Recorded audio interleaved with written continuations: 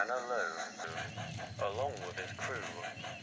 He had been on loan for a whole week and was finally returning to his home. He was told he could make it there through the night, which he saw no problem in. He had had several nighttime runs, and in some ways preferred them to the daytime ones. They were more peaceful, and he enjoyed travelling under the moonlight. On this night, however, no one mentioned the fog. It was very thick too, and Stepney's lamp didn't make much of a difference. He had no idea how far he was from home, but more importantly, he didn't know where he was right now. He had hoped he would, as he was sure he was taking the same route he had used to where he was loaned. Surely this must be the same one. As he continued on, he noticed something in the distance, a bright red glow. Stepney knew what it was. Hey, look, it's a signal. He called to his crew. Maybe we can ask the signalman where we are. The driver put on the brakes, and the little engine came to a gentle stop, next to the signal. Once they were close enough, they could also make out the signal box. The signalman spotted them too, and walked towards the door. Looks like the signalman wants to see us. Rather him than us. Your fire's so warm, I don't want to leave it. Driver, I don't think we took this route before. Really? Why's that? Because I don't remember seeing that. The driver and fireman looked at what Stepney was referring to. There was a set of buildings that looked as if they hadn't been touched for decades. They could also see several sidings that had rusty, overgrown track, and among all of this was a lonely single-row shed that, much like the other buildings, had seen better days. Stepney wasn't sure if he was scared or intrigued. What is this place?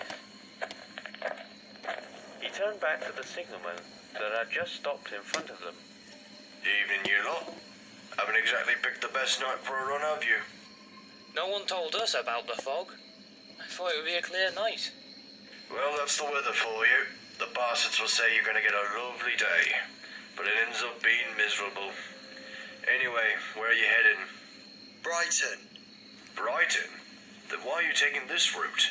It's the longest one there. Well, that's the thing. We don't really recognise this route. We didn't take it before. How far is Brighton from here? Honestly, I don't know the exact distance. Regardless, I don't recommend reaching it tonight, lads. This fog's getting worse by every minute, and it isn't safe. Stepney groaned. This was the last thing he wanted to hear. But where can we stay? I don't want to stay out here. It's dark and miserable. Well, you can stay in that shed over there by the mines. It's not pretty, but it'll have to do. Oh, so that's what that place is. No idea how long it's been there. I took control of this box 8 years ago. The signalman paused. He looked at all the buildings from one to another. He seemed to be deep in thought. I've heard stories about this place, when it was being operated and some of its incidents. What kind of stories? Well, let's just say some of them are rather unpleasant. I always hear noises from there too, as if there's still people in the mines. But I know that's impossible. All the mines have collapsed. No one can fit in there now. Could have just been in my head. He then turned to the crew in the cab. As for you two, you're welcome to stay in the box as long as you don't create any distractions. Of course. Thank you.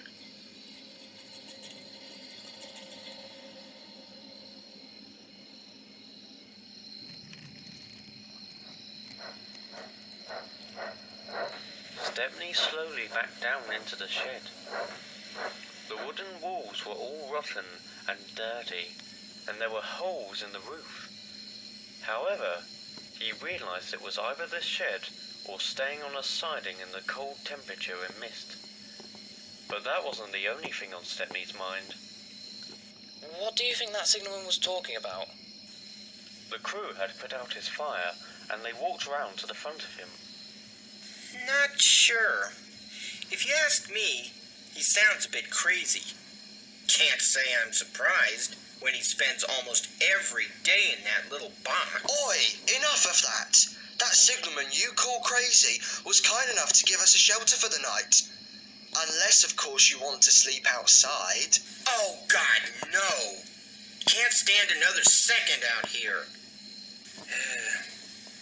Sorry, Stepney. Wish you had better shelter than this. Yes, well, I guess he'll have to do. I'll be fine. East Grinstead's been worse than this, long ago. Make sure you get loads of rest, old boy. We've still got a way to go tomorrow. I'll try. Oh, good night, you two. Good night, Stepney. Good night, Stepney. And with that, the driver and fireman walked away towards the signal box. And now, Stepney was truly alone. He couldn't see very far in front of him. The mist made it feel like he was on a very small pocket of land, completely separated from the rest of the world. And there was no one.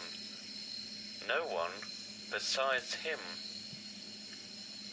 Stepney wasn't sure if he would ever get sleep, but gradually he felt more and more tired. Finally, he closed his eyes and sleep took over.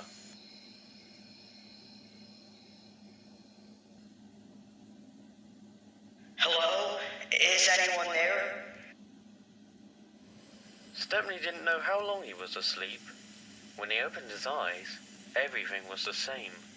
He was still at the old mine, still in the old dirty shed. What was different was the mist. It was even thicker now, and the area around him felt even smaller. Of course, though, that wasn't what woke him. Stepney surveyed all the deserted buildings, but he couldn't see anyone. But if there's no one, who did he hear?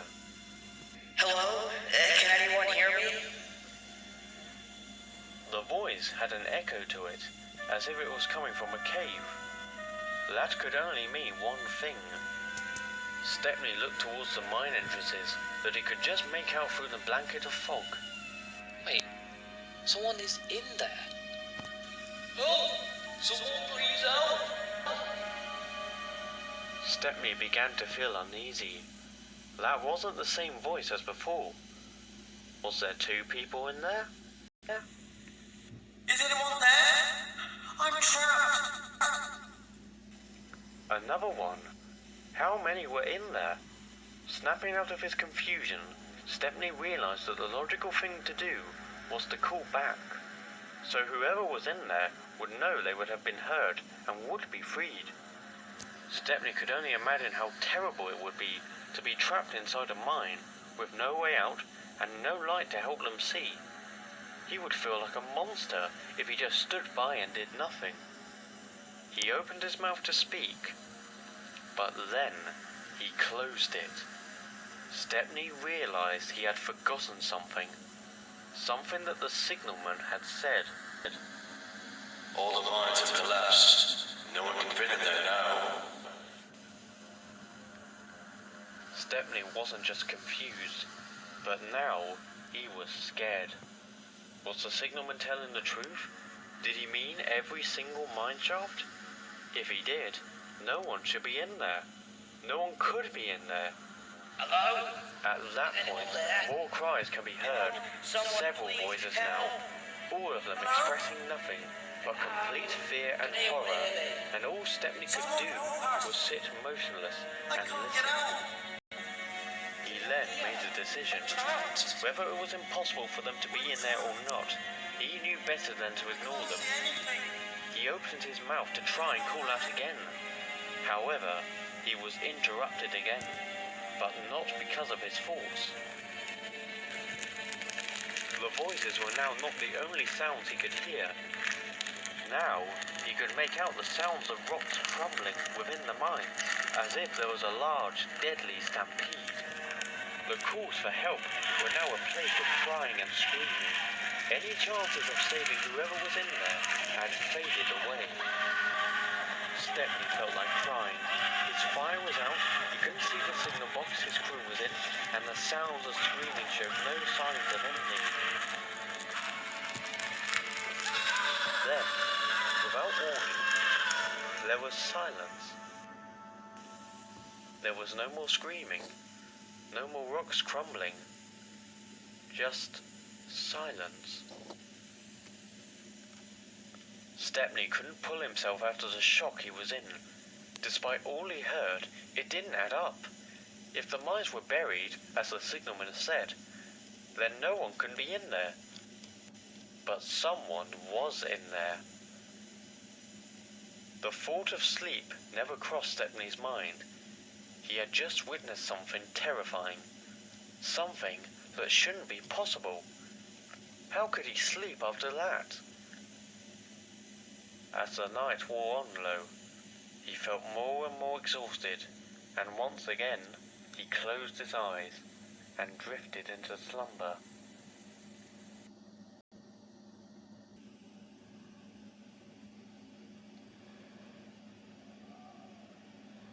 When Stepney opened his eyes, it was daytime and the fog had lifted.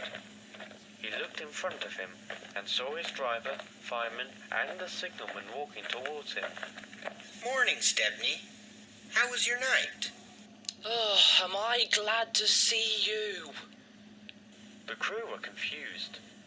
They then looked closely at their engine and realized he was very pale. Stepney? What's the matter?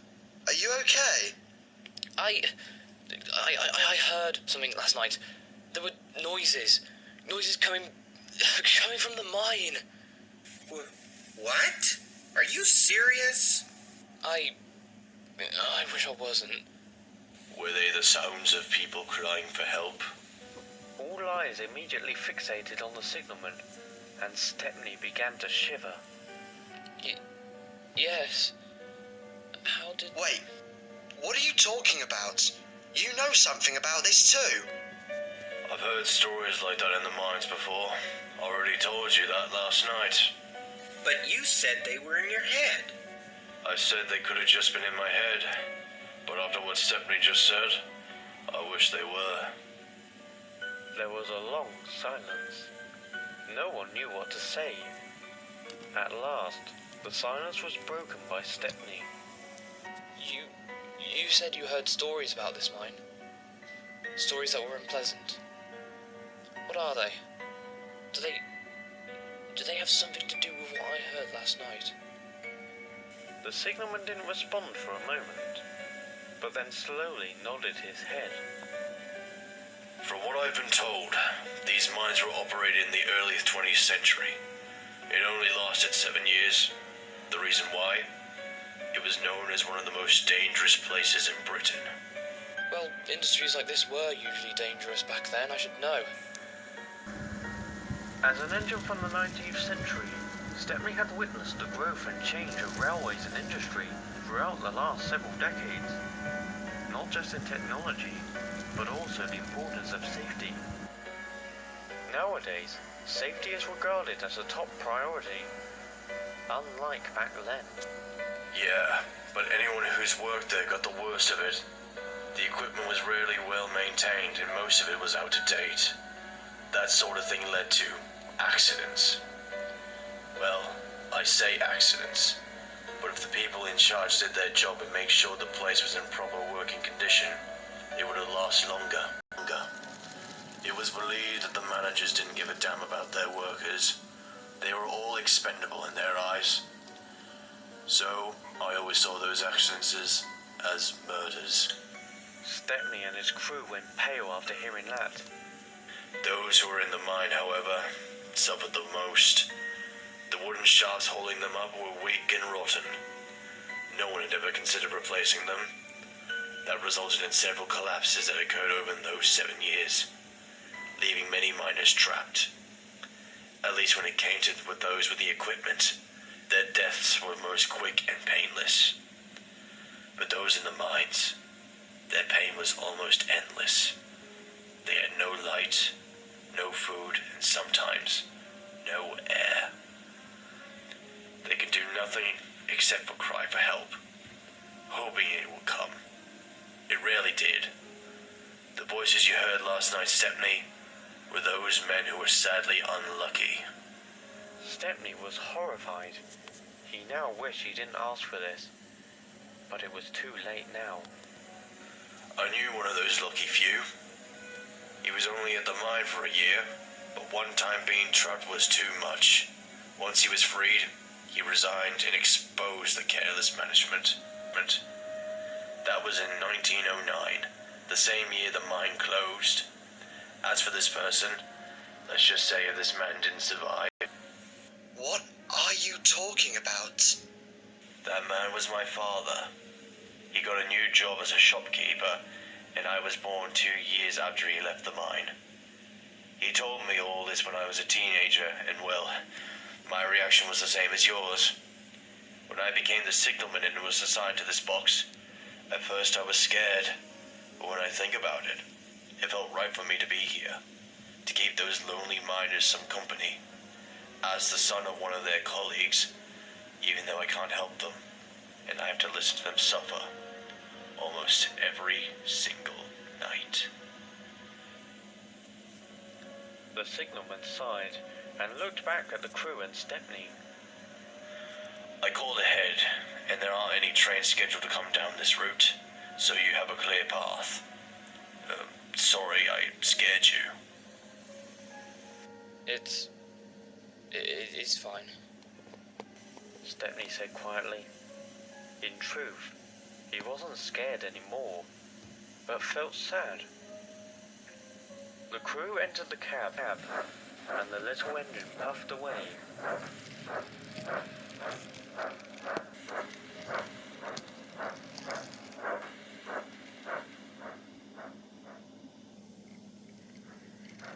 It was early in the afternoon when Stepney finally returned to Brighton. Several engines passed him, whistling hello. He whistled back, but his peeps were short and quiet. The shed was mostly empty, save for a few engines.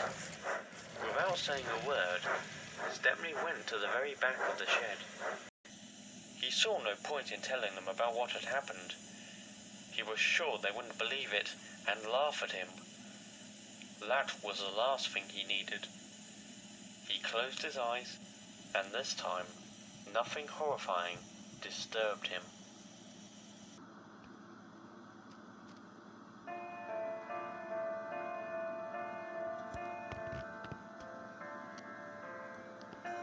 Stepney never went past the old mine again. He never had the chance, as a year later he was withdrawn from service and taken to a scrapyard. He wasn't there for long though, as he was restored and purchased by the Bluebell Railway, where, aside from a few visits to other railways, he has remained ever since.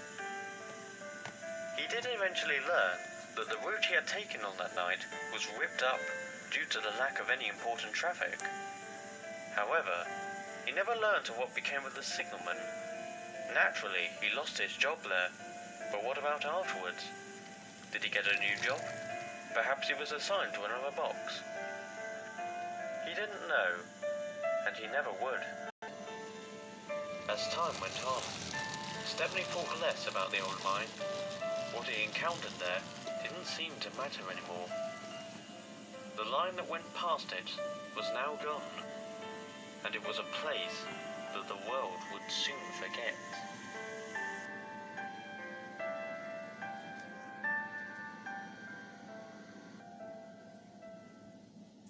Sometimes, though, when he's asleep, Stepney is sure he can hear voices.